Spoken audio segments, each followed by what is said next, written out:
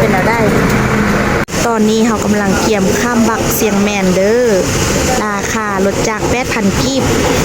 ตอนนี้เขากำลังข้ามเนาะข้ามไปเบื้องเสียงแมนข้ามไปเบื้องนั้นเด้อเฮาใช้เวลาข้ามเพียงแต่3 นาทีเด้อและเหือกก็จะออกตลอดเวลาถ้ามีคนเต็มทางเบื้องเสียงแมนหรือว่าเบื้อง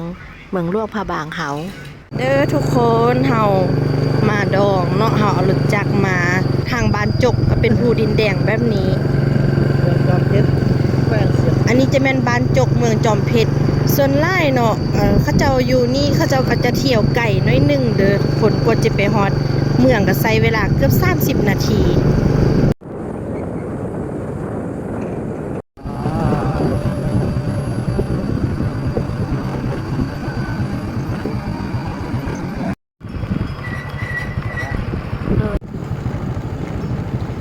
ขี่มาแถวนี้ก็จะระมัดระวังนิดนึงเนาะเพราะว่ามันจะเป็นทางภูลงไป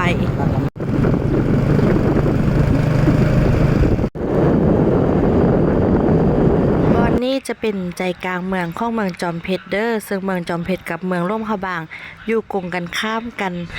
ตัวเฮาเห็นเมื่อกี้เฮาจะเอิ้นว่าเมืองใหม่เนาะส่วนอยู่เขตบริเวณนี้ที่ใกล้กับฝากข้ามเสียงแมนเฮาจะเอิ้นว่าเมืองเก่าแต่โดยรวมๆก็จะเป็นเมืองจอมเพชรแขวงหลวงพระบางเด้อ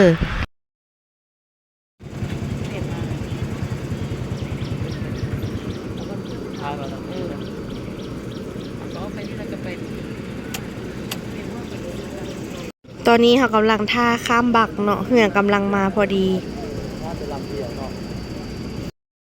ตอนนี้เหือก็ใกล้จะมาฮอดแล้วเขาก็จะข้ามบักเพื่อว่าจะไปเบืองเมืองหลวงพระบางเฮาการมา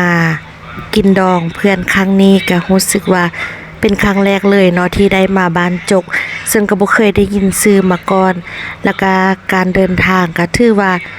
ค่อนข้างที่จะใช้เวลาดนแต่ยังได้ก็ตามเฮาก็ดีใจที่ได้มา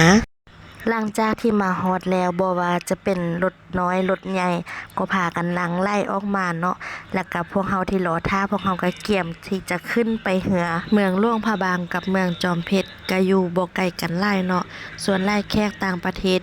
ถ้าเพิ่นมีเวลาว่างเพิ่นก็มักข้ามบักมาย่างลิ้นอยู่ทางเบืองนี้ซึ่งก็จะได้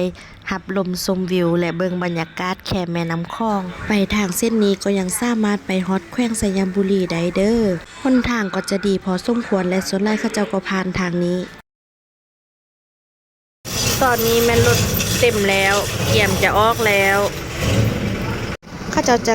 งัดทางล่างเนาะ